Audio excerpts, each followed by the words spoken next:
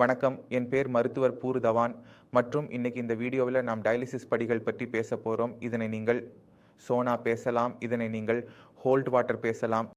இதன் நன்மைகள் மற்றும் தீமைகளை நாங்கள் புரிந்து கொள்ள முயற்சிக்கிறோம். முதலில் இதனை எவ்வாறு செய்வது என்பதை பார்க்கலாம். ஹோல்ட் வாட்டர் பாத்துக்காக ஒரு நோயாளியை 40 டிகிரி வெப்பநிலையுள்ள நீர் குளத்தில் உட்கார வைக்கப்படுகிறது. நீங்கள் திரையில் காணக்கூடியது போல இந்த குளத்தில் உட்காரும் போது வெப்ப நீர் உடலிலிருந்து பசையை வெளியேற்றுகிறது. இப்போது பசை வெளியேறும் போது உடலில் உள்ள சிறந்தவை அனைத்தும் வெளியேறும். ஏனெனில் நாங்கள் சில முறைகளால் உடலிலிருந்து சிறந்தவற்றை வெளியேற்றுகிறோம். சிறுநீரின் மூலம், பசையின் மூலம் மற்றும் நாங்கள் மலம் மூலம் வெளியேற்றுகிறோம். மேலும் நாங்கள் வாயு பரிமாற்றத்தையும் மூச்சு எடுக்கிறோம். வெளியேற்றும் போது கார்பன் டை ஆக்சைடு நமது உடலிலிருந்து வெளியேறுகிறது. இவை 45 முறைகள் ஆகும். இதன் மூலம் நாங்கள் நமது உடலில் உள்ள விஷத்தன்மைகளை வெளியேற்றுகிறோம். எனவே பசை வெளியேற்றும் போது நாங்கள் அறிந்திருப்பது, பசை வெளியேற்றும் போது முதலில் என்ன வெளியேறுகிறது என்பதை பார்க்கலாம். அது திரவம். இரண்டாவது வெளியேறும் பொருள் உப்பு, ஏனெனில் நமது பசை உப்பானது. மூன்றாவது வெளியேறும் பொருள் யூரியா மற்றும் யூரியாவின் காரணமாகவே நமது பசை கெட்ட வாசனை கொண்டதாக இருக்கும். எனவே நாங்கள் வெப்ப நீர் பற்றி பேசும்போது உடலிலிருந்து தூடு முக்கியமான பொருட்கள் வெளியேறின: நீர், உப்பு மற்றும் யூரியா. இப்பொழுது நாங்கள் யூரியாவை மற்றும் சிறுநீருடன் ஒப்பிட்டால் பசையை மற்றும் சிறுநீரில் உள்ள யூரியாவை ஒப்பிடலாம். எனவே நாங்கள் பார்க்கிறோம், 10 எபில் யூரியாவை எடுத்தால் மற்றும் 10 எபில் பசையை எடுத்தால் பசையில் யூரியா 50 மடங்கு அதிகமாக வெளியேறுகிறது. இது சிறந்தது. ஏனெனில் கிட்னி குறைவாக செயல்படுவதால் நமது உடலிலிருந்து வெளியேற்ற முடியாத கழிவுகளை நாங்கள் பசையின் மூலம் வெளியேற்றியுள்ளோம். இப்போது கேள்வி இது: நோயாளி இதனை சிகிச்சை என்று தவறாக புரிந்து கொள்ளலாம். இது சிகிச்சை ஆகும். இப்போது புரிந்து கொள்ள வேண்டியது, நீங்கள் பசையை வெளியேற்றினாலும் அதில் 50 மடங்கு அதிகமான யூரியா இருக்கிறது. ஆனால் நீங்கள் சிறுநீராக வெளியேற்றும் அளவுக்கு பசை மட்டும் வெளியேற்ற முடியாது. சரியான விஷயம். நீங்கள் ஒரு நாளில் 1.5 லிட்டர் அல்லது 2 லிட்டர் சிறுநீர் எளிதாக வெளியேற்றுகிறீர்கள், எந்த சிரமமும் இல்லாமல். ஆனால் அங்கு பசையை வெளியேற்ற வேண்டும். 1 அல்லது 2 லிட்டர் வெளியேற்றுவதற்கு தேவைப்படும் உழைப்பை யோசிக்கவும். 50 மடங்கு யூரியாவை கருத்தில் கொண்டாலும் அதன் அளவு குறைவாகவே உள்ளது. சிறுநீரில் யூரியா குறைவாக இருந்தாலும் அதன் அளவு முக்கியம். முழு நாளில் யூரியா அதிகமாக எங்கு வெளியேற்றப்படுகிறது என்பதை பாருங்கள். அது சிறுநீரே, பசை அல்ல. முதலில் இந்த வேறுபாட்டை நீங்கள் புரிந்து கொண்டீர்கள். இப்போது கிட்னி குறைவாக வேலை செய்கிறதா என்பதை பார்ப்போம். யூரியா வெளியேற்ற முடியவில்லை என்றால் சரி, தவறு. எனவே நீங்கள் வெறும் யூரியா, நீர் மற்றும் உப்பு வெளியேற்ற வேண்டும் என்றால் இந்த முறை நல்லது. நீங்கள் வெப்ப நீர் குளத்தில் உட்காருங்கள். 34 நேரம் உட்கார்ந்தால் உங்கள் உடலிலிருந்து 3 விஷயங்கள் வெளியேறும். இது நல்லது. ஏனெனில் யூரியாவின் அளவு குறைவாகும்.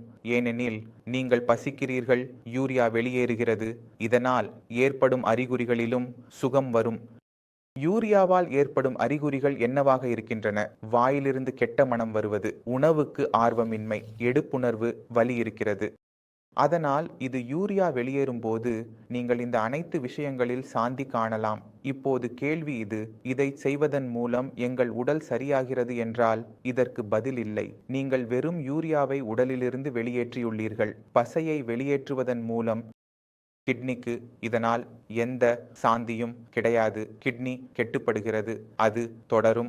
உங்கள் கிட்னி ஏன் கெட்டுப்பட்டது? அது தானாகவே கெட்டுப்பட்டது. எந்த காரணம் இருந்திருக்க வேண்டும். அதனால் வயது காரணத்திற்கு சாந்தி கிடைத்தது. இதனால் பதில் இல்லை. கிட்னி அதிகபட்சமாக உயர் இரத்த அழுத்தம் அல்லது சர்க்கரை நோயால் கெட்டுப்படுகிறது. உயர் இரத்த அழுத்தம் சரியாகவில்லை, சர்க்கரை சரியாகவில்லை. இரத்த அழுத்தம் குறைகிறது, ஏனெனில் நீர் மற்றும் உப்பு வெளியேறுகிறது. ஆனால் நீங்கள் உணவு சாப்பிடும்போது, நீர் குடிக்கும்போது உங்கள் இரத்த அழுத்தம் மீண்டும் அதிகரிக்க தொடங்குகிறது. அதன் பாதிப்பு என்னவெனில் கிட்னிக்கு தொடர்ச்சியாக பாதிப்பு ஏற்படுகிறது.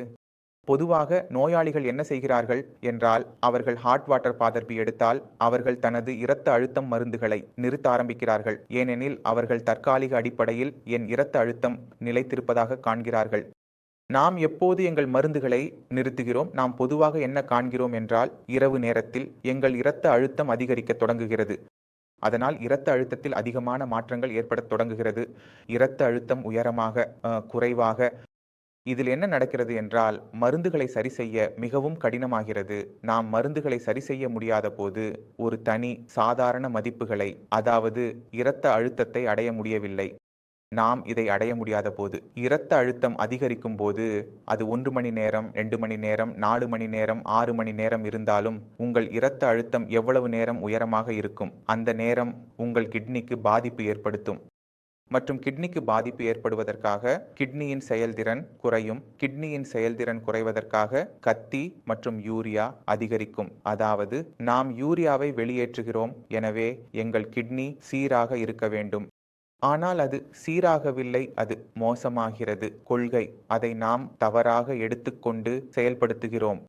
நீங்கள் புரிந்து கொள்ள வேண்டும், கிரீட்டினின் உங்கள் உடலிலிருந்து பசி மூலம் வெளியே செல்லாது, முற்றிலும் செல்லாது. கிரீட்டினை உடலிலிருந்து வெளியேற்றுவதற்கான ஒரே வழி, அது உங்கள் கிட்னி, அதாவது உங்கள் சிறுநீர் மூலம் மட்டுமே வெளியேற முடியும். நீங்கள் உங்கள் கிட்னிக்கு கவனம் செலுத்தவில்லை என்றால் மற்றும் வெறும் நீர்பிடிப்பு சிகிச்சையில் சார்ந்திருந்தால் யூரியா உங்கள் கட்டுப்பாட்டில் இருக்கும். ஆனால் கிட்னியின் அளவு அதிகரிக்கத் தொடங்கும். உங்கள் உடலில் சின்னங்கள் இருக்காது, ஆனால் உங்கள் மொத்த நிலை மோசமாக்கும். இப்போது கிட்னின் சிறந்த பொருளாகும். நீங்கள் யூரியாவை நிர்வகித்தீர்கள், ஆனால் கிட்னினை நிர்வகிக்கவில்லை. இப்போது இதன் பாதிப்பு என்ன என்பதை புரிந்து கொள்ள முயற்சிக்கிறோம். கிட்னின் உடலில் அதிகரிக்கும் போது அது மசாஜ் தசைகளில் வலி ஏற்படுத்துகிறது. உங்கள் இதயம் ஒவ்வொரு வினாடிக்கும் அடிக்கிறது, முழு உடலிலும் இரத்தத்தை பம்ப் செய்கிறது. இப்போது நான் உங்கள் இதயத்தின் இயந்திரத்தில் வலியை ஏற்படுத்தினால் என்ன ஆகும்? நீங்கள் உணர்வதில்லை. நீங்கள் உணர்வதற்கான வாய்ப்பு இல்லை. ஆனால் இதயத்திற்கான வாய்ப்பு மிகவும் அதிகமாகிறது. காதலின் வீடியோவில் வலி ஏற்படத் தொடங்குகிறது. கிட்னி நிலை 20, 22, 5 ஆக இருக்கும். ஆனால் நீங்கள் எதையும் உணரவில்லை. ஆகையால் இந்த அனைத்து விஷயங்களும் நாம் நிலையை அதிகரிக்க விடக்கூடாது. நாம் கிட்னிக்கு மேலும் சேதம் ஏற்பட விடக்கூடாது. ஆகையால் நாம் முற்றிலும் அடிப்படைகளுக்கு செல்கிறோம். இதை பற்றி உங்கள் மனதில் கேட்டிருந்தீர்கள். முதலில் என்ன செய்ய வேண்டும் என்றால், உங்கள் இரத்த அழுத்தம் மற்றும் சர்க்கரை அளவை கட்டுப்பாட்டில் கொண்டு வருங்கள். ஒரு முறை அது கட்டுப்பாட்டில் வந்தால் உங்கள் பாதிப்பின் பாதி முடிவுக்கு வரும். இரண்டாவது, நாம் யூடியூபில் மக்கள் கிட்னி மீண்டும் செயல்படுகிறது என்று கூறுவதை அடிக்கடி காண்கிறோம். ஆனால் உண்மையான விஷயம் என்னவென்றால், கிட்னி எப்போதும் மீண்டும் செயல்பட முடியாது. கிட்னி தனது செயல்பாட்டின் திறனை அதிகரிக்கலாம். இதனால் ஒரு மனிதன் தனது கிட்னியை மற்றொருவருக்கு அளித்தால் கிட்னி 1 ஆகிவிடும். அதற்கு பிறகும் கிட்னி நிலை ஏன் அதிகரிக்கவில்லை அப்படின்றால், கிட்னி தனது செயல்பாட்டின் திறனை அதிகரிக்கிறது மற்றும் செயல்பாட்டின் திறனை அதிகரிக்க அது தனது அளவையும் அதிகரிக்கிறது.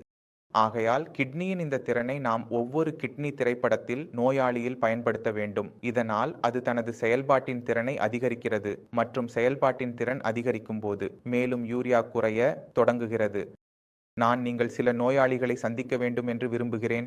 அவர்களின் அறிக்கையால் நீங்கள் மிகவும் தெளிவாக புரிந்து கொள்ளலாம் மற்றும் விஷயங்களை புரிந்து கொண்டால் நமக்கு நல்ல பதில் கிடைக்கும். எனவே என்ன சொல்ல விரும்புகிறேன் என்றால், ஹாட் வாட்டர் தெரபி தவறு இல்லை, ஆனால் அது நோயாளி அதில் சார்ந்திருப்பதற்கேற்ப அதிக பயனுள்ளதாக இருக்காது. ஹாட் வாட்டர் தெரபி குளிர்காலத்தில் மிகவும் நல்லது. எப்போது நமக்கு ஒருபோதும் பசிக்காது, ஆனால் வெப்ப காலத்தில் வெப்பம் அடிக்குமா என்பதற்கான வாய்ப்பு அதிகமாக இருக்கும். எனவே அதை வெப்ப காலத்தில் செய்யக்கூடாது. அதன் பயன்கள் மற்றும் பாதிப்புகளை புரிந்து கொண்டு எந்த ஒரு தெரபியையும் செய்ய வேண்டும். அதை தனியாக செய்யாமல் மருத்துவரின் உதவியுடன் செய்ய வேண்டும். அது மிகவும் நல்லது. இதற்காக நான் இன்று உங்களிடம் விடைபெற விரும்புகிறேன். அடுத்த வீடியோவில் சந்திப்போம். அப்போது வரை வணக்கம்.